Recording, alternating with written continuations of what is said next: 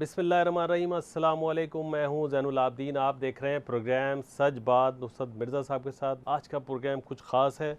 मिर्ज़ा साहब अस्सलाम वालेकुम।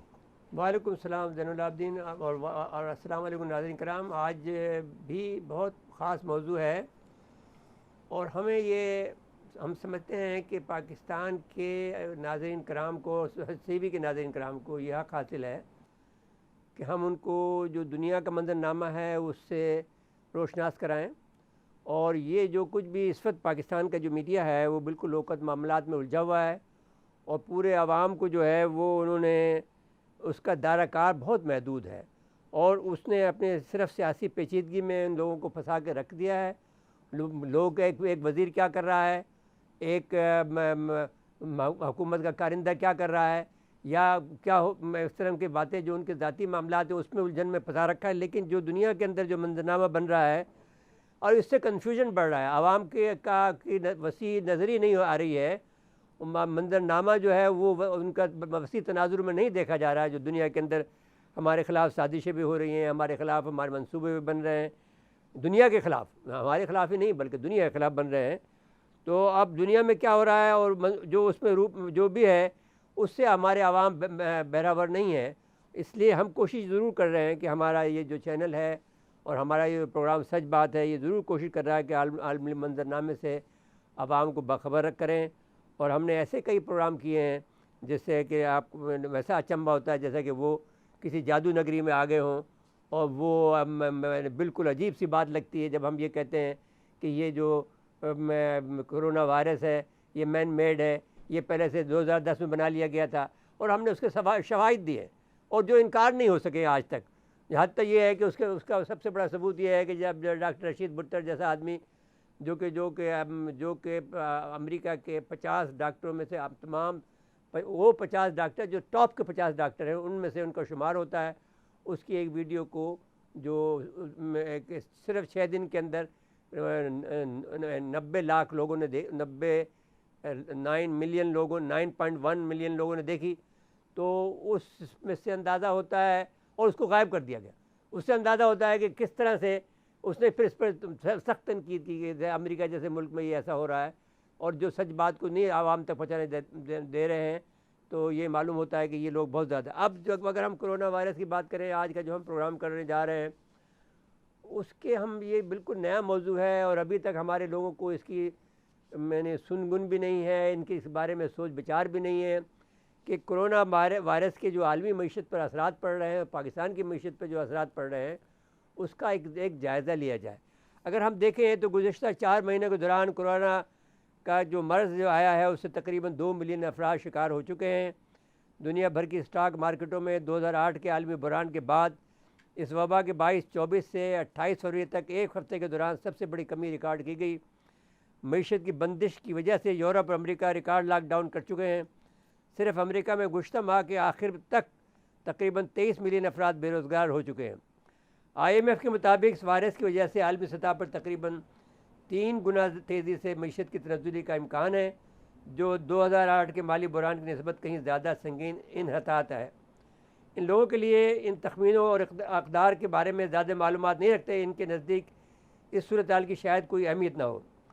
अब ये वायरस के मामले में हम इसमें मज़ीद अभी जो हमारा तबसरा है हम इसको रोकते हैं, लेकिन इससे एक ज़रूर बात हम कहना चाहते हैं कि कुदरत का अपना निज़ाम है। ये जो कुछ भी हुआ है, जो ओज़ोन का जो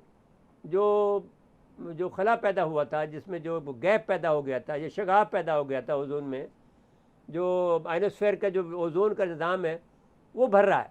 एक नई बात ज़रूर हो रही है जो हम नाज़रीन कराम को बताना चाहते हैं, क्योंकि फैक्ट्रियाँ बंद हैं इसकी वजह से और गाड़ियों कम चल रही हैं, तो जो कार्बन डाइऑक्साइड है उसकी कमी हो रही है, तो ऑक्सीजन ज़्यादा पैदा हो रहा है। तो वो जो ओज़ोन का जो निज़ाम है वो शगाफ जो है अब करीब मैंने पूरा मुकम्मल तौर पर शगाफ बंद होने को करीब है। ये एक सबसे बड़ा एक इनाम के तौर पर हम इसको ले सकते हैं। इसके बाद में हम जो अपने जो आज के जो मेहमानान गिरामी हैं, ये एक तवील प्रोग्राम है और ये शायद एक दिन से ज़्यादा जाए, तो उसमें हम जिनके डॉक्टर अशफाक हसन साहब हैं, जिसमें आज के जो हमारे मेहमानान गिरामी हैं, जो माहिर माशियात हैं और जो हम उनको बहुत ज़्यादा कदर की निगाह से देखते हैं। फिर डॉक्टर सलमान शाह साहब हैं, मावन खुसूसी वज़ीर आला पंजाब के, اقبال شیخ صاحب ہیں صدر لاہور چیمبر آف کامرس کے، ڈاکٹر کیسر بنگالی ہیں جو کہ ماہر معاشیات ہیں، کراچی میں رہتے ہیں، ڈاکٹر شاہدہ وزارت ہیں ایک جو بہت قابل شخصیت ہیں، اور جو آئی او بی ایم ہے ہماری یہاں کی ایک ادارہ ہے بہت بڑا، اس کی ڈین ہے، وہ بھی گفتگو، اور ہمارے کوموڈور عبداللہ صاحب ہیں، اور یہ ان کی جو تجویز بھی تھی کہ ہمارے، کیونکہ یہ ایک ہمارا جو تھنک ٹینک ہے اس کے یہ ممبر ہیں، انہوں نے یہ تجویز دی تھی کہ یہ ہمیں اس پر بھی غور کرنا چاہیے، تو ہم نے اس پر، وہ کموڈور ضرور ہے لیکن یہ کہ عالمی معاملات پر ان کی گہری نگاہ ہے اور وہ معیشت پر بھی گفتگو کر سکتے ہیں، تو یہ لوگ ہیں، اور ان کے علاوہ بھی اگر کوئی ہوا تو اور بھی ہم بات کر لیں گے۔ تو یہ جی 2 مہمان ہمارے ساتھ ویڈیو لنک پہ ہوں گے، دو، جی ہاں، کموڈور صاحب اور ڈاکٹر، پروفیسر ڈاکٹر شاہدہ وزارت جی صاحبہ، ہاں، تو ابھی اور باقی مہمانوں کو ہم ٹیلی فون پہ وقتاً اس فوقتاً لیے کوشش لیں گے کریں کہ گے ہم بھی لیتے رہیں کرونا گے۔ وائرس کی وجہ سے احتیاط برت رہے ہیں۔ جی ہاں بالکل، تو گفتگو کا سلسلہ شروع کرتے ہیں۔ سب سے پہلے ڈاکٹر اشفاق حسن صاحب ٹیلی فون لائن پہ موجود ہیں ہمارے ساتھ۔ جی ڈاکٹر اشفاق حسن صاحب السلام علیکم۔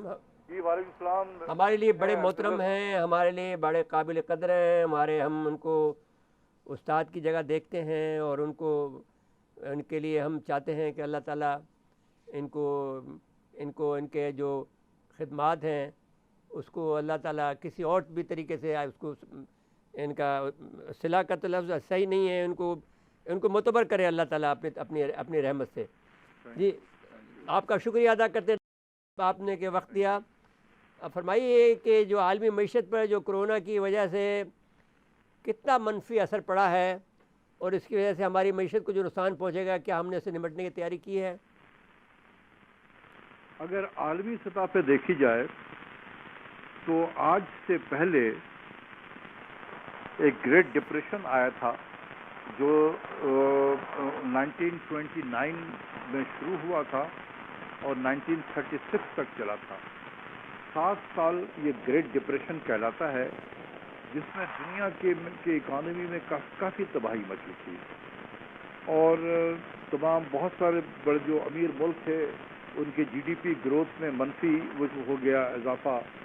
اس کے بعد بے روزگاری میں بہت زیادہ اضافہ ہوا، تو وہ اب تک ایک بینچ مارک تھا دنیا میں معاشی تباہی کا۔ کورونا نے اس کو بھی مات دے دیا ہے۔ اس کی وجہ سے جو دنیا میں معاشی تباہی مچ رہی ہے، وہ گریٹ ڈپریشن میں جو معاشی تباہی ہوئی تھی دنیا میں، اس سے کہیں زیادہ ہو گئی ہے۔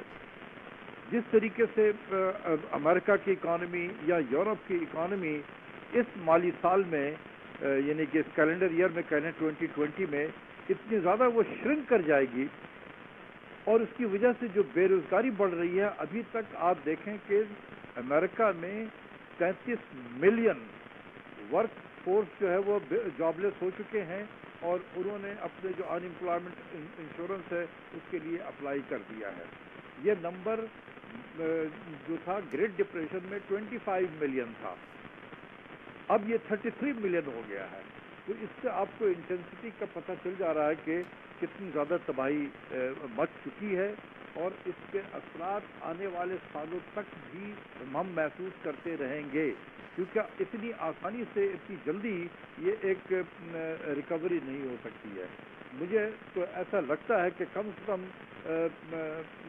2022 تک جو ہے یہ دنیا کی معیشت پری کورونا کے لیول پہ آنے میں 2022 تک ہی آ سکتی ہے، اس سے پہلے نہیں۔ اس سے پہلے جو اس دوران ہم اسی طریقے سے گرتے پڑتے رہیں گے، اور بہت بے روزگاری وغیرہ میں اضافہ ہوتا جائے گا۔ تو یہ ہے سخت منظرنامہ۔ اچھا، اگر میں ڈاکٹر صاحب یہ کہوں کہ اگر وہ آپ نے جو فگر دیا ہے 33 ملین اور 25 ملین کا، تو آبادی میں بھی تو اضافہ ہوا ہے نا، تو ریشیو تو پھر شاید وہی رہا۔ ہاں یہ ٹھیک ہے، اس لحاظ سے اگر آپ کیلکولیٹ کریں تو ریٹ شاید آپ کی بات صحیح ہے، لیکن نمبر آف جو لوگ بے روزگار ہو رہے ہیں وہ بہت زیادہ ہو گیا ہے، اور جس طریقے سے ایئر لائن کی تباہی ہو رہی ہے، جس طریقے سے بزنسز کی تباہی ہوئی ہیں، جس طریقے سے ٹورزم کی تباہی ہوئی ہے، اور اس میں آپ کو پتہ ہے کہ بڑے لیبر انٹینسو انڈسٹریز ہوتی ہے ٹورزم وغیرہ کی، اور اس کے ساتھ ساتھ بہت اس کی الائڈ انڈسٹریز ہیں جس میں ٹرانسپورٹ وغیرہ ہوتے ہیں اور بہت سارے لوگ اس میں انوالو ہوتے ہیں، وہ سب کے سب بے روزگار ہو گئے ہیں۔ اور مجھے نہیں لگتا ہے کہ یہ ٹورزم وغیرہ، یہ ایئر لائن کے انڈسٹری وغیرہ جو ہے وہ نارمل حالات میں بہت جلدی آ جائیں گے، مجھے نہیں لگتا ہے۔ اچھا، لیکن اگر امریکہ کی معیشت کا آپ بات کر رہے ہیں، اگر پیٹرو ڈالر رہتا ہے، یہ میرا سوال ہے، میں نے بالکل معیشت سے میں سے بے بہرا ہوں، ایک بالکل ہی زیرو پہ ہوں، لیکن میں ایک سوال کرتا ہوں کہ اگر ان کے پاس وہ تو نوٹ چھاپتے ہیں ڈالر چھاپ لیتے ہیں، ان کو تو کوئی تکلیف نہیں ہوتی ہے، تو ان کو اس کو اس سے کیسے کمپنسیشن میں ان کو تو آسانی ہو جائے گی، رہے گی؟ دیکھیں 1930s میں اور آج کے حالات میں ذرا حالات مختلف ہو گئے ہیں۔ جب ہم انہیں 1930s کی بات کر رہے ہیں، یا even after the end of the second world war, United States economy was the dominant economy in the world. یہ دنیا کے 45% جی ڈی پی کو اکاؤنٹ فار کرتے تھے، صرف امریکہ کے جی ڈی پی۔ تو آپ یہ سمجھ لیں کہ آدھا دنیا کی جی ڈی پی جو تھی 1945 میں وہ یو ایس کی جی ڈی پی تھی۔ تو یو ایس جو تھا ایک ڈومیننٹ اکنامک پاور تھا اس وقت، اسی لیے ڈالر جو ہے became the international reserve currency. تو وقت کے ساتھ ساتھ آپ دیکھ رہے ہیں کہ دنیا جو ہے ملٹیپل کرنسی رجیم کی طرف بڑھتی چلی گئی۔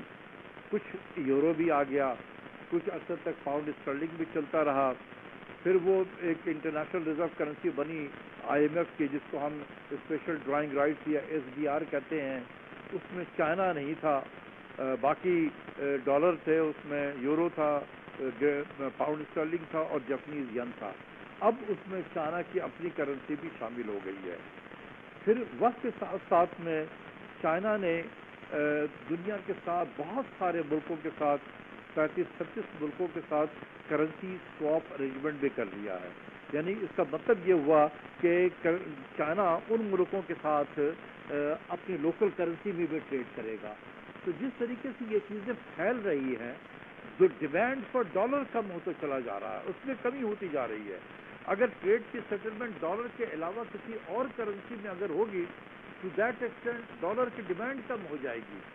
تو اب جو ہے یہ آپ جو دیکھ رہے ہیں کہ امریکہ میں اتنے زیادہ چائنا کے خلاف جو ایک فیلنگ جو ڈیولپ ہو رہا ہے ان کی لیڈرشپ میں، ان کو یہی خطرہ ہے کہ کہیں چائنا کی کرنسی جو ہے وہ دنیا میں ایمرج ہو کے نہ آ جائے۔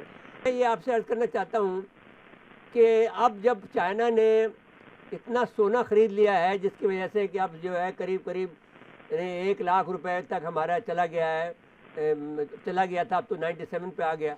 تو بتائیے کہ یہ جو چائنا نے یہ اگر آپ دیکھیں تو اس سے لگتا ہے کہ چائنا نے تو بہت لمبی پلاننگ کی ہے کہ سونے کو خرید کے رکھ لیا ہے، پھر ملٹی نیشنل کمپنیوں میں اپنے حصے لگا دیے ہیں، پھر یہ کہا جا رہا ہے کہ اس نے اپنے جو ہے وہ جو وہاں پر امریکہ کے اندر جو لابی بنائی ہے اس کے اندر بھی بہت زیادہ ہے، اور وہ یہ بھی کہہ رہے ہیں کہ جو لوگ وہاں کے جو لوگ ہیں امریکہ کے جو انڈسٹریل کمپلیکس ہے اس کے اندر ان کا انرولڈ کر لیا ہے۔ تو کیا یہ سب باتیں صحیح ہیں؟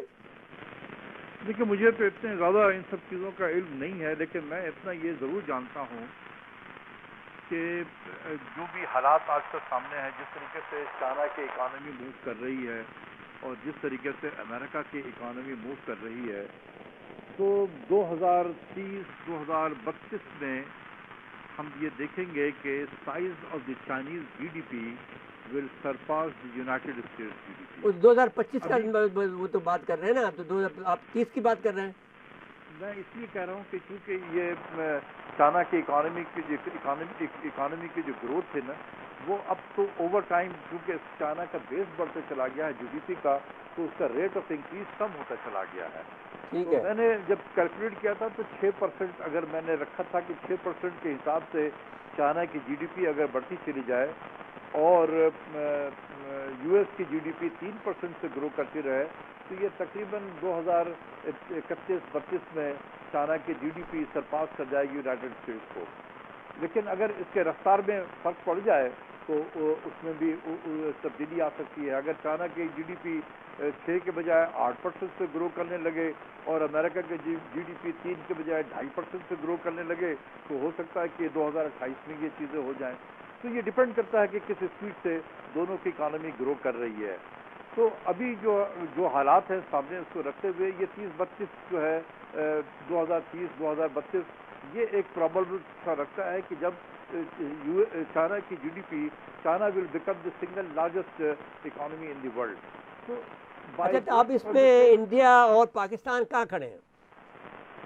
نہیں ہم تو ابھی اس لیگ میں نہیں ہیں. جیسے میں نے پہلے بھی آپ کے پروگرام میں کہا تھا کہ ہندوستان کو تو ایک زبردستی طور پہ G20 میں ان کو شامل کیا گیا ہے ذرا اس کے اسٹیچر کو بڑھانے کے لیے, کیونکہ دنیا اس کو خاص کر ویسٹرن ورلڈ اس کو چائنا کے مقابلے میں کھڑا کر دیکھنا چاہتی تھی. تو اس کو ایک آرٹیفیشل انجیکشن لگا کے اس کو G20 میں شامل کر دیا گیا. حالانکہ وہ اس قابل نہیں تھے. جو جتنی ان کی یہاں پاورٹی تھی انہوں نے اپنے جی ڈی پی کے گروتھ کے نمبر کو بھی انفلیٹ کیا. بائی 2032 یا 2031 میں چائنا کی جی ڈی پی سرپاس کر جائے گی یونائٹڈ اسٹیٹس کو. In other word Chinese G D P will emerge as a single largest economy in the world. تو اسی ٹریڈیشن کو اگر ہم جائیں کہ جس ٹریڈیشن میں 1945 میں جب امریکہ کی اکانومی دنیا میں سب سے اسٹرانگ اکانومی تھی, لارجسٹ اکانومی تھی, تو ان کی کرنسی بن گئی تھی ریزرو کرنسی. ہر دنیا کے ہر ملک جو ہے وہ ڈالر کو رکھا کرتے تھے کیونکہ ٹریڈ کی سیٹلمنٹ ڈالر میں ہوا کرتی تھی. اگر برازیل والوں نے جاپان سے کوئی گاڑی خریدنی تھی تو اس کی پیمنٹ کس میں ہوتی تھی؟ ڈالر میں ہوا کرتی تھی. تو برازیل کو بھی ضرورت ہے ڈالر کی, تو وہ بھی اپنے ریزرو میں ڈالر رکھا کرتا تھا. تو اس لیے دنیا میں جہاں ٹریڈ کی سیٹلمنٹ وہ ڈالر میں ہونے لگی تو ڈیمانڈ فار ڈالر جو وہ اٹ پرسسٹڈ آل دا ٹائم. اس لیے اس کو ڈالر کی سپلائی وہ جتنا چاہے وہ کر سکتے تھے. And that was there strength of the military power کہ اس کو جب بھی ڈالر کی ضرورت پڑے وہ پرنٹ کر سکتا تھا, knowing very well کہ there will be a demand for dollar in any part of the world. تو وہ اس کا ڈر نہیں تھا. لیکن اب اگر چائنا کی اکانومی 2032 وغیرہ میں لارجسٹ اکانومی بن جاتی ہے, اور میں یہ نہیں کہتا ہوں کہ dollar will totally be replaced by Chinese currency as a international reserve currency, multiple currency regime میں آئیں گے. تو اگر دنیا میں ٹریڈ کی سیٹلمنٹ چائنیز کرنسی میں بھی ہونے لگی تو to that extent the demand for dollar will start going down. اب چائنا یو ایس کے پاس وہ طاقت نہیں ہوگی کہ وہ جتنا مرضی ڈالر کو پرنٹ کر دیں. اچھا یہ ہوگا. اب ہم ایسا کرتے ہیں کہ ویڈیو لنک پہ ڈاکٹر شاہدہ وطرہ صاحبہ کو لے لیتے ہیں. تو وہ جو آپ نے چونکہ پروگرام کے شروع میں عالمی معیشت پہ اثرات, تو عالمی معیشت پہ ان سے بات کر لیں گے, پھر ہم اگلے مہمان کی طرف چلیں گے. ٹھیک ہو گیا جی. اچھا جی ڈاکٹر صاحبہ السلام علیکم. آپ کا مجھے فرمائیے کہ کرونا کے عالمی معیشت پر کیا اثرات پڑیں گے؟ اس وبا کی وجہ سے کتنا معاشی نقصان ہو سکتا ہے؟ جی مرزا صاحب, جیسے آپ لاک ڈاؤن کریں تو معاشی طور پہ اس کے بہت منفی اثرات ہیں, مگر اگر آپ لاک ڈاؤن نہیں کرتے ہیں تو اس سے بھی زیادہ گمبھیر اثرات ہیں. مثال کے طور پہ اگر آپ دیکھیں عالمی معیشت کے حساب سے ہم بات کریں تو امریکہ نے اور برطانیہ نے بہت تاخیر کی لاک ڈاؤن کرنے میں, اور انہوں نے بہت عرصے تک کوشش کی اسی وجہ سے کہ ان کی معیشتیں تباہ نہ ہوں. انہوں نے کوشش کی بہت عرصے تک کہ ہم کو یوں اس کو وائرس کو یوں اس سے نبرد آزما رہیں مگر لاک ڈاؤن نہ کرنا پڑے. اور اس کی وجہ سے کرونا وائرس جو ہے کووڈ-19 جس کو کہتے ہیں وہ بہت بڑے پیمانے پہ پھیل گئی, امریکہ میں بھی اور برطانیہ میں بھی, اور ابھی بھی اس پہ قابو نہیں پایا جا سکتا ہے, تو نہیں جا سکا ہے. تو ہمیں ہمارے سامنے یہ بھی ایک موجود ہے امریکہ اور برطانیہ اور اٹلی کا کہ وہاں کیا ہوا. پھر اس کے ساتھ ساتھ آپ دیکھیے کہ آپ کو چائنا کی بھی مثال موجود ہے. چائنا میں انہوں نے یہ کیا کہ انہوں نے جب دیکھا کہ یہ ہے تو انہوں نے معاشی اس کا فی الحال خیال نہیں کیا, اور انہوں نے بہت سختی کے ساتھ لاک ڈاؤن کیا اور ووہان میں, اور اس سختی کے ساتھ لاک ڈاؤن ہونے کی وجہ سے یہ ہوا کہ انہوں نے قابو پا لیا اس وائرس پہ, اور کوئی 4 مہینے 5 مہینے انہوں نے لاک ڈاؤن کیا ہوگا، اس سے بھی کم، اور انہوں نے قابو پا لیا، اور جب قابو پا لیا بیماری پہ تو انہوں نے پھر معیشت کو کھول دیا، لاک ڈاؤن ختم کر دیا۔ آزاد ہیں کہ وہ اپنی معیشت کو اور اس کو فروغ دیں۔ اب پاکستان کا یہ سوال ہے کہ پاکستان کس طرف جائے۔ ایک طرف تو یہ پوائنٹ آف ویو ہے کہ اگر ہم لاک ڈاؤن کریں تو ہم قابو پا سکتے ہیں بیماری پہ، تو دوسری طرف حکومت کا جو موقف ہے کہ اگر ہم لاک ڈاؤن کریں گے تو بہت بڑے پیمانے پہ یہ ہوگا، معیشت تباہ ہوگی اور لوگ بے روزگار ہوں گے۔ تو ہمارے پاس دونوں کی مثالیں موجود ہیں، امریکہ اور برطانیہ اور اٹلی وغیرہ کی، اور دوسری طرف چائنا کی۔ میں یہ سمجھتی ہوں کہ ہمیں یہ کرنا چاہیے کہ ہم ظاہر معیشت، میں تو خود ماہر معاشیات ہوں، تو میں سمجھتی ہوں وہ اہم ہے معاشیات وغیرہ اور لوگوں کی ملازمتیں، مگر میں یہ بھی سمجھتی ہوں کہ اگر یہ لاک ڈاؤن ہم نے نہیں کیا اور بڑے پیمانے پہ یہ بیماری پھیل گئی تو ہم بالکل اس کو سنبھال نہیں پائیں گے۔ ہمارے پاس تو وہ انفراسٹرکچر، صحت کا وہ انفراسٹرکچر بھی نہیں ہے جو برطانیہ اور امریکہ کے اور اٹلی کے پاس ہے، اور جب ان کو اتنی مشکلات ہو رہی ہیں تو پھر آپ سوچئے ہمارا کیا حال ہوگا اگر ہمارے ہاں یہ بیماری خدا نخواستہ بے قابو ہو گئی۔ تو میں یہ سمجھتی ہوں کہ ہمیں چائنا کا جو ماڈل ہے وہ ہمارے لیے زیادہ بہتر ہے۔ ہمیں چاہیے کہ ہم سختی کے ساتھ لاک ڈاؤن کریں، اور سختی کے ساتھ لاک ڈاؤن کرتے کرتے ہم اس بیماری پہ 3-4 مہینے لگیں گے اور اس پہ قابو پا لیں، اور جب ہم اس پہ قابو پا لیں پھر ہم معیشت کو پوری طرح فروغ دیں۔ یہ میں ضرور کہنا چاہوں گی کہ بہت سے لوگ بے روزگار ہو رہے ہیں، اور بہت سے لوگ جو ڈیلی ویجز والے ہیں ان کے حالات بہت گمبھیر ہو رہے ہوں گے، تو اس لیے ان کے لیے حکومت کو ایک جامع وہ بنانا ہوگا، ایک منصوبہ بندی کرنا ہوگی۔ مثال کے طور پہ پاکستان کو کافی ابھی پیسے ملے ہیں، میرے خیال میں $1.4 بلین IMF سے ملے ہیں اسی مد میں، اور اس کے علاوہ ایشین ڈیولپمنٹ بینک نے گرانٹ دیا ہے بہت بڑا، اور میرے خیال میں اور جگہ سے بھی ہمیں مل رہے ہیں، اور حکومت کو چاہیے کہ اپنے طرف سے بھی جو تیل کی قیمتیں کم ہوئی ہیں بین الاقوامی منڈی میں، تو اس کی وجہ سے حکومت نے تیل اتنا سستا نہیں کیا ہے جتنی قیمتیں کم ہوئی ہیں، تو وہ حکومت کے پاس جو سرپلس ہے اس میں سے بھی نکالیں، اور بڑے پیمانے پہ جس لاک ڈاؤن کے دوران لوگوں کی مدد کے لیے آئیں۔ اور ملکوں میں ایسا ہو رہا ہے، مثال کے طور پہ کینیڈا بہت بڑے پیمانے پہ، میں بہت سے میری دوست ہیں وہاں کینیڈا میں، اور انہوں نے بتایا ہے کہ وہ اسمال اینڈ میڈیم بزنسز کو بہت مدد کر رہے ہیں۔ ان کو گورنمنٹ یہ کر رہی ہے کہ ان سے کہہ رہی ہے کہ اگر آپ اپنے لوگوں کو نکالیں نہیں تو ہم آپ کو پیسے دیں گے، تاکہ جتنے آپ ان کی تنخواہ دے رہے ہیں اس کا 75% گورنمنٹ آپ کو دے دے گی، مگر آپ لوگوں کو ملازمت سے نہ نکالیں۔ میں سمجھتی ہوں اسی قسم کا ایک جامع منصوبہ بندی پاکستان میں بنانے کی ضرورت ہے کہ حکومت کے پاس جو یہ پیسے آئیں مختلف سورسز سے، اور حکومت خود بھی ڈالے، ان پیسوں سے چھوٹے سرمایہ کاروں کی مدد کی جائے، اور ان کو بڑے پیمانے پہ ان کو گورنمنٹ سبسیڈائز کرے، وہ جو لوگوں کو وہ ملازمتوں سے نہیں نکال رہے ہیں اس کا بہت حصہ حکومت اٹھا لے اس خرچے کو۔ اور دوسرے میں یہ کہنا چاہوں گی کہ جو لوگ ہیں، ہم لوگ کر رہے ہیں اپنے طور پہ، مثال کے طور پہ ہمارے اپنے حلقہ احباب میں جو لوگ غریب ہیں، جو لوگ ڈیلی ویجز والے ہیں، ہم ان کا دھیان رکھ رہے ہیں، اور ہم پتہ کر رہے ہیں کہ کون کون سے اس میں ایسے لوگ ہیں جن کو راشن کی سپورٹ کی ضرورت ہے، اور ہم ان کی تھوڑی بہت اللہ تعالیٰ نے جو توفیق دی ہے اس کے مطابق مدد کر رہے ہیں۔ سب کو یہی چاہیے، اور لوگ بھی بہت کر رہے ہیں،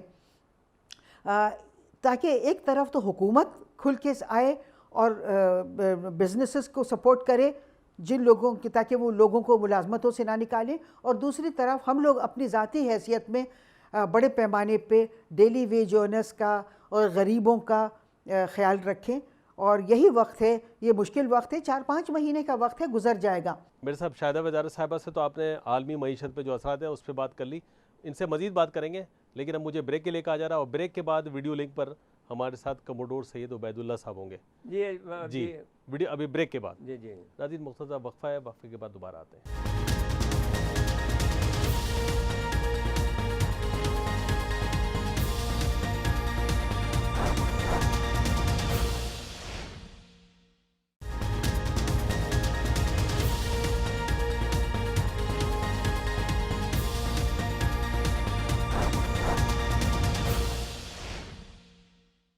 ایک دفعہ پھر آپ کو پروگرام میں خوش آمدید کہتے ہیں۔ اچھا ویڈیو لنک پہ پہلے آپ بات کر لیتے ہیں، کموڈور سید عبید اللہ صاحب ہمارے ساتھ ہیں ویڈیو لنک پہ، پہلے ان سے بات کر لیتے ہیں۔ کموڈور صاحب السلام علیکم، اور دیکھیے عالمی تجارت کا کو اس وبا سے کتنا نقصان پہنچا ہے فرمائیے، اور خصوصاً تیل کی صنعت کتنا متاثر ہوئی ہے، اور آئندہ اس کے اثرات کب تک رہیں گے، مزید کون سی صنعتیں متاثر ہوئی ہیں، فرمائیے۔ کرونا وائرس کا ایفیکٹ گلوبل اکانومی پہ بہت زیادہ سیویئر ہے، یعنی دنیا میں پچھلے 100 سال میں اتنے بڑے بڑے میجر ایونٹس ہوئے ہیں کہ جن کی وجہ سے یا تو اکانومی بالکل میلٹ ڈاؤن ہو گئی ہے، یا انسانوں کا جو ڈیتھ ریٹ ہے اور انسان جس طرح سے اس میں موت کی بھیٹ چڑھ گئے ہیں، وہ اتنے بڑے بڑے ایونٹ ہیں۔ کبھی یہ دونوں ایک ہی وقت میں ہوئے اور کبھی یہ انڈیپینڈنٹلی ہوئے۔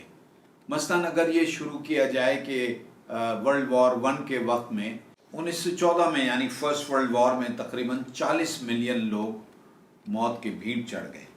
اسی طرح 1918 میں اسپینش فلو کے نتیجے میں کوئی 50 ملین لوگ مر گئے، اور اس کے ساتھ ہی پھر آگے چلیں تو سیکنڈ ورلڈ وار میں یعنی 1939 سے 1944 تک 70-80 ملین لوگ مر گئے، جن میں ملٹری کے لوگ بھی شامل تھے اور سویلین لوگ بھی شامل تھے۔ اسی درمیان میں، اسی 100 سال کے درمیان میں اگر آپ کو یاد ہو تو گریٹ ڈپریشن آیا تھا، بیسیکلی فائنینشیل میلٹ ڈاؤن 1939 میں، اور اس کے بعد جو بڑا ریسیشن آیا ورلڈ میں وہ 2008 میں آیا، جیسا کہ ہم نے دیکھا۔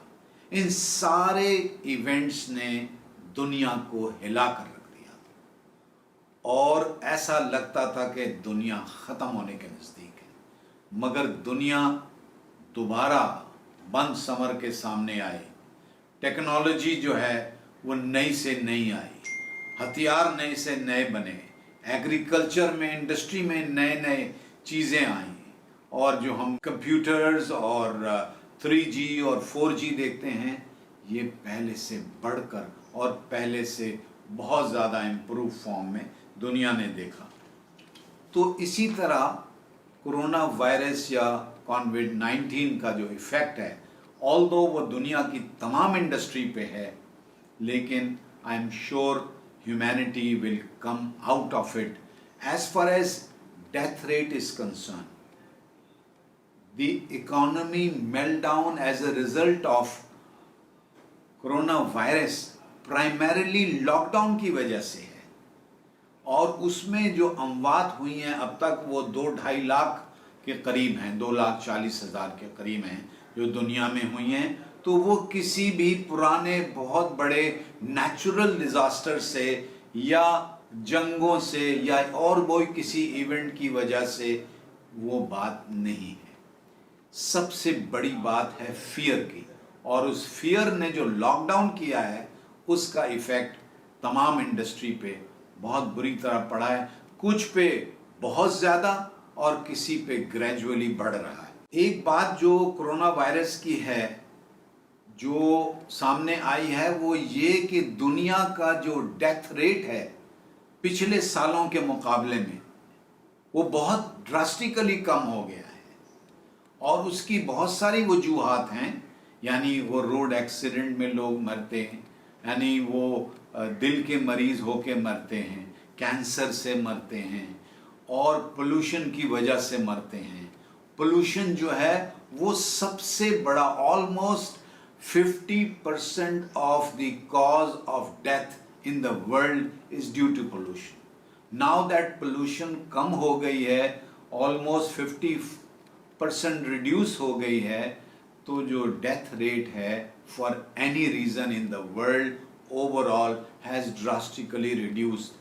तो रिजल्ट क्या हुआ कि आम फहम बात जो थी या कोई कॉन्स्पिरेसी थ्योरी के हवाले से एक बात ये हो रही थी कि दुनिया की पॉपुलेशन 7 बिलियन से कम होके मालूम नहीं 5 बिलियन पे या 4 बिलियन पे लानी है या हो जाएगी, ऐसा नहीं होगा। जी मिर्ज़ा साहब, डॉक्टर सलमान शाह साहब हमारे साथ टेलीफोन लाइन पे मौजूद हैं। डॉक्टर साहब अस्सलाम वालेकुम। जी वालेकुम अस्सलाम। शाह साहब आपका बहुत शुक्रिया कि आपने वक्त दिया। आपका यानी जो सूरत हाल है इस बैरून ममालिक में मुकीम पाकिस्तानी की जानिब से जो ज़र मुबादला आता था वो अब रुक जाएगा, वो हमारी रीढ़ की हड्डी है। अब उसका हमें क्या नेमुल बदल हमारे पास हो सकता है? देखें, एक बात तो है कि वो हमारी बाकी बहुत बड़ी सपोर्ट सिस्टम था और वो हमारी इकॉनमी को हर लिहाज से तक़वियत देते थे। हमारे एक्सपोर्ट्स के बराबर तो हमारी रिमिटेंसेस थी।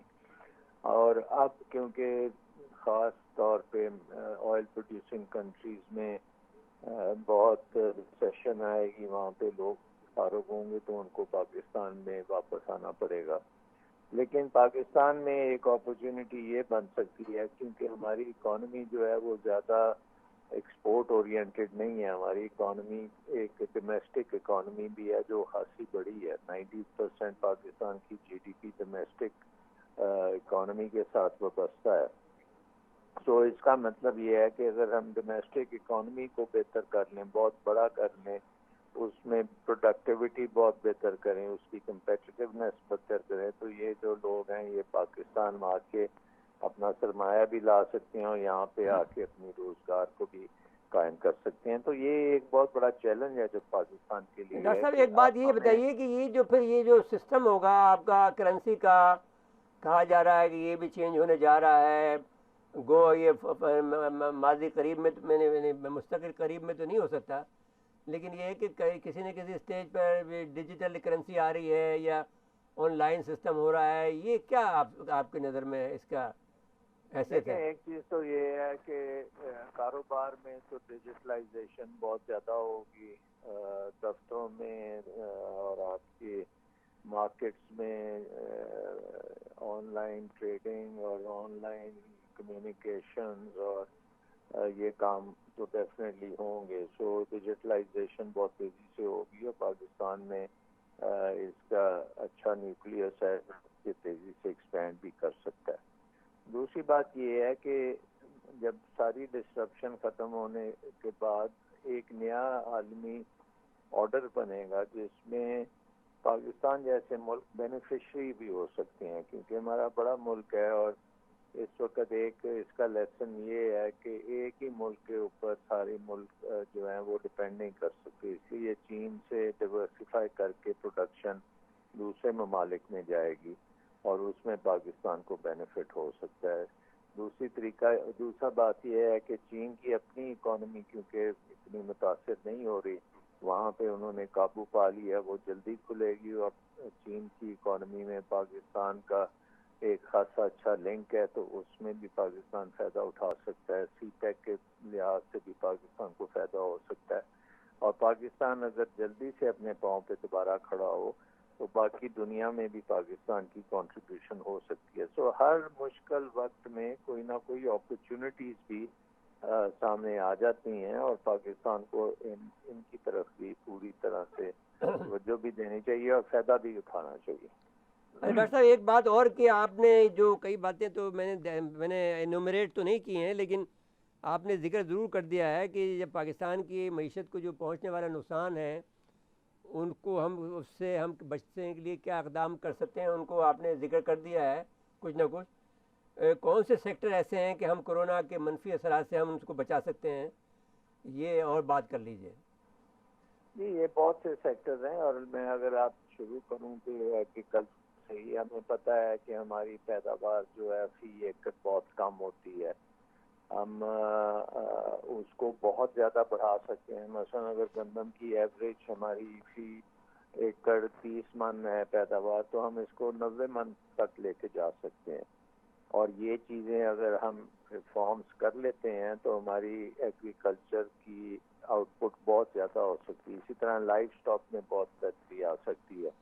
ہمارے پاس رورل اکانومی میں فروٹس ہیں, ویجیٹیبلس ہیں, پھر آپ کی پوری میٹ کی چینز ہیں. اور یہ جو آپ کی اسٹیٹ میں جو ہے جہاں پر سب سے زیادہ مکان بنانے والا جو مکان کام ہے یہ بڑا ہے ریئل اسٹیٹ جو ہے. ہاں جی, یہ تو میں صرف رورل اکانومی کی بات کر رہا تھا. اور اسی طرح اگر ہم کنسٹرکشن انڈسٹری کو ہمیں لبریٹ کیا ہے, اس کے ساتھ ساتھ باقی انڈسٹریز کو بھی لبریٹ کر دیا جائے, تو اس میں بھی آپ کو پتہ ہے ٹیکسٹائل ہے, آپ کے پھر یہ اسپورٹس گڈس ہیں, آپ کے انجینئرنگ گڈس ہیں, آپ ہر قسم کی انڈسٹری میں ہم بہت بہتری کر سکتے ہیں. اور ہمارے پاس اتنی کیا ہم اس کی تیاری کر رہے ہیں؟ جی بڑا ہم پوری طریقے سے اس میں پرائم منسٹر صاحب نے ہمیں یہ کہا ہے کہ پاکستان کی اکانومی جو باؤنس بیک کرے گی وہ پہلے سے بہت بہتر ہونی چاہیے. اور جو باؤنس بیک بیٹر ہمارا ایک سلوگن ہم بنا رہے ہیں, جس میں کہ ہر ویلیو چین جو ہے اس کو پہلے سے بہت بہتر کریں گے. کورونا کی وجہ سے پورے پاکستان کی اور پورے دنیا کی فوکس سپلائی چین پہ ہو گئی ہے کہ کون سی سپلائی چین چل رہی ہے اور اس کو کیسے محفوظ کرنا ہے. تو اس کی وجہ سے ہم نے یہ بھی سوچا کہ نہ صرف ہم سپلائی چین کو محفوظ کریں بٹ سپلائی چین کو پہلے سے بہتر کر دیں, اس میں زیادہ پیداوار ہو, اس میں ڈی ریگولیشن کریں, اس کے قانون جو ہیں اس کو اوور ریگولیشن سے نکال رہے ہیں اور زیادہ ڈی ریگولیشن سے اور زیادہ تیزی سے جابس کی طرف لے کے جائیں کہ نوکریاں وہ پیدا کر سکیں. سو کنسٹرکشن ورک میں بے شمار کام ہو, پروجیکٹس ہیں جو آپ کے شہروں میں ہو سکتے ہیں, اس میں ملٹی پرپز بلڈنگز بن سکتی ہیں, سڑکیں بن سکتی ہیں, پل بن سکتے ہیں. اور یہ چیزیں جو ہوتی ہیں یہ ریسیشن میں ان کے اوپر اگر فوکس کر کے بنا دیا جائے تو یہ بڑی لمبی مدت کے لیے ان سے فائدہ ہوتا ہے. سملرلی اگر جو دوسری سپلائی چینز ہیں, ڈیجیٹلائزیشن کی سپلائی چین ہے, پھر آپ کی ہول سیل ریٹیل مارکیٹس کی ہیں, بہت سی چیزیں ہیں جن کو ہم پہلے صحیح نہیں بڑے نارمل طریقے سے چلا رہے تھے. اب ان کو آپ کو اگر اس میں انوویشن کر لیں, اس کی ڈی ریگولیشن کر لیں, اس میں ٹیکنالوجی لے آئیں تو وہ بہت بہتر بھی ہو سکتی ہے. تو ہمیشہ جب بھی کوئی اس طرح کی ایڈورسٹی آتی ہے اس میں اگر ہم اپرچونٹی نکال کے یہ ریفارمز کر لیں اور مشکل کام کر لیں تو پاکستان کی اکانومی پہلے سے بہتر بھی ہو سکتی ہے. جی بہت بہت شکریہ جناب ڈاکٹر سلمان صاحب, آپ کے مشکور ہیں کہ وقت دیا آپ نے. ڈاکٹر اشفاق حسن صاحب ٹیلی فون لائن پہ موجود ہیں ہمارے ساتھ. ہمارے لیے بڑے محترم ہیں, ہمارے لیے بڑے قابل قدر ہیں. ہم بھی تو ڈالر سے اٹیچ ہیں, تو اب ہمارا کیا بنے گا؟ لیکن ہم تو اس لیگ میں نہیں ہیں, اور پاکستان کو چاہیے کہ بس اپنے گھر کو ٹھیک کرے, اپنی اکانومی کو اپنے حساب سے چلائے, نہ کہ آئی ایم ایف کے کہنے پہ چلائے. کیونکہ اگر ہم آئی ایم ایف کے کہنے پہ چلیں گے تو پھر یہی ہوگا کہ انٹرسٹ ریٹ کو بڑھاؤ اور اپنی ملک کی اکانومی کو سفوکیٹ کر دو, اور انٹرسٹ ریٹ کو بڑھاؤ تاکہ آپ کا انٹرسٹ پیمنٹ جو ہے وہ بڑھتا چلا جائے, آپ کے بجٹ میں اتنے پیسے نہ ہوں کہ باقی کوئی ترقیاتی کام کریں, وہ سب آپ کے ڈیٹ سروسنگ اور انٹرسٹ پیمنٹ میں چلا جائے. تو دیکھیں اگر ڈاکٹر صاحب یہ جو پھر یورپ کے جو ہیں ممالک, ان کا کیا بنے گا؟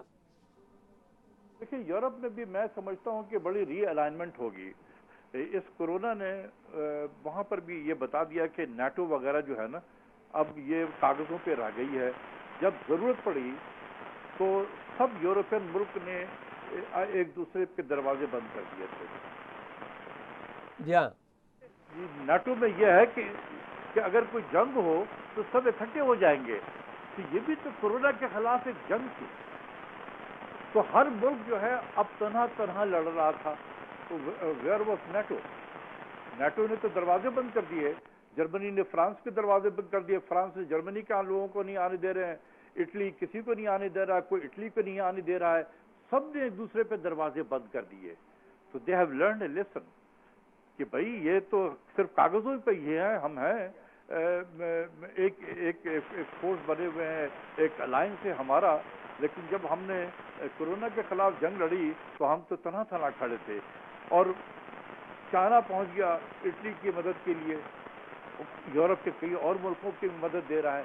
तो China has gain some sympathy in Europe. अब ये भी देखे तो टर्मिनल है ना चाइना का, जो वन बेल्ट वन रोड का टर्मिनल तो इटली है ना। वन रोड जो है, इसीलिए तो आप देखते हैं कि उसमें चंद बड़े पावर जो हैं उसकी बड़ी मुखालफत कर रहे हैं, क्योंकि चाइना की पॉलिसी ये है कि इंटीग्रेट किया जाए वर्ल्ड को।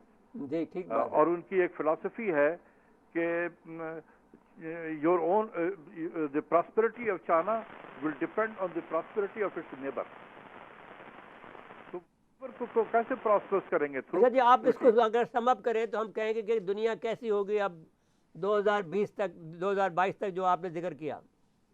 देखिए, दुनिया बिल्कुल मुख्तलिफ होगी। हमारा हर चीज़ जो है, हमारी इकानमी मुख्तलिफ हो जाएगी, हमारे जो गवर्नेंस के स्टाइल हैं वो मुख्तलिफ हो जाएंगे, सियासत मुख्तलिफ हो जाएगी, बहुत सारी तब्दीलियाँ आएंगी इसमें। पाकिस्तान को चाहिए कि वो अपने मफाद से काम करे, जो दुनिया में। लेकिन मैं आपको यहाँ रोक रहा हूँ, बताइए कि हम लोग ज़हनी तौर पर इसके लिए तैयार भी हैं, इस पर सोच भी रहे हैं। ये पहला प्रोग्राम है जो हम कर रहे हैं, अदरवाइज लोग इस तरह सोचते भी नहीं है। ये तो ये देखते हैं कि आज जो है कि आज प्राइम मिनिस्टर साहब ने किससे मुलाकात की, उनका लहजा कैसा था, ये इस किस्म की बातों में उलझे रहते हैं। ये हकीकत है कि ये पहला मैंने भी किसी चैनल पे इतने इस इंटरनेशनल एनवायरनमेंट की बातें की हैं, जिसमें इकोनॉमिक्स भी है, कुछ पॉलिटिकल जो डेवलपमेंट हो रही है उसकी। वरना हमारे यहाँ तो हम देखते हैं कि वो एक स्टैंडर्ड का प्रोग्राम होता है, वो एक दूसरे को नीचा दिखाते रहते हैं, और हम डे टू डे जी रहे होते हैं कि आज प्राइम मिनिस्टर ने क्या कह दिया, कल लॉकडाउन जो है वो सख्त होगा। शहबाज शरीफ साहब ने आज टोपी कैसे पहनी है, आज वहाँ गए तो क्या हाल था, मूड है। भाई खुदा का खौफ करो, दुनिया में क्या हो रहा है, और तुम ये इन ऐसे लोगों को मैं एक बात आपसे करना चाहता हूँ, आप क्योंकि मेरे बड़े हैं, मैं बहुत बड़े इस लिहाज से कि मैं, अब मुझे मालूम नहीं कि उम्र में हमारे में कितना फ़र्क है, लेकिन इसमें बड़ा इसलिए मानता हूँ आदमी को, जो भी काबिल आदमी होता है, मैं उसका, मुझे याद नहीं है कि पाकिस्तान के कोई भी बड़ा जो आलिम है, अरे जैसे हाल से आलिम जैसे से आप मईशत के आलिम हैं, तो मैं ख्वाहिश रखता हूँ कि मैं उनके पास जाऊँ, उनके पास नीचे ज़मीन पे बैठूँ और मैं उनसे सीखूँ। तो मैं हमेशा मेरी तमन्ना रही है। लेकिन मैं एक बात आपसे अर्ज़ करना चाहता हूँ कि जब मैंने शाह नेमतुल्लाह को पढ़ा, और मैं बाज़ औक़ात ये महसूस होता था मुझे कि मैं देखो इतना, मैं यानी मुझे अपने फील होता था कि मैं इतना कुछ मेरे अंदर है, इतने जज्बे हैं, मैंने इतनी खिदमत की हैं। जब दुनिया सारी की सारी MQM का साथ दे रही थी, मैं वाहिद आदमी था, मैंने मुकाबला किया। लेकिन इसके बाद में फिर जब वो उनको पढ़ा तो मैंने ये महसूस किया, उन्होंने कहा कि एक वक्त ऐसा आएगा कि जब जो लोग जो वज़ीर बनेंगे वो उनकी हैसियत कुत्तों से ज़्यादा बढ़ के नहीं, सक के ज़्यादा से बढ़ के नहीं होगी। तो अच्छा, उस वक्त मुझे सबसे सुकून क़ल्ब हुआ। और मैं आपको भी ये बात कहना चाहता हूँ कि अल्लाह का शुक्र है कि आपको वो मुकाम नहीं मिला, आपको जो मुकाम मिलेगा फिर अल्लाह ही देगा। तो ये जो सूरत हाल है इस वक्त, जो लोग कर रहे हैं, इनकी जो लेवल है, ज़हनी लेवल है, वो इतनी बुलंद नहीं है जो कि इस माशरे को उस मकाम पे ले जाए जिस मकाम पे ले जाने के लिए हम ख्वाहिशमंद हैं, या जो ख्वाब हमने देखा था, या कायदे ने ख्वाब देखा था, या इस आवाम के लोगों की जो तमन्ना है। तो मैं आपका इंतहाई मशकूर हूँ, और आपका मैं शुक्रिया अदा करता हूँ। और हमेशा आप मुझे अपना यानी मुती पाएंगे कि आपके साथ में जो हम उम्मीद करते हैं, दुआ करते हैं आपके लिए कि अल्लाह आपके साथ में अच्छा सलूक करे। जी बहुत बहुत शुक्रिया आपका। Thank you very much. जी मेरे साहब, प्रोग्राम का वक्त अब ख़त्म हो रहा है। जी नाज़रीन, आज के लिए इतना ही। आइंदा प्रोग्राम तक के लिए इजाज़त चाहते हैं। अल्लाह हाफ़िज़।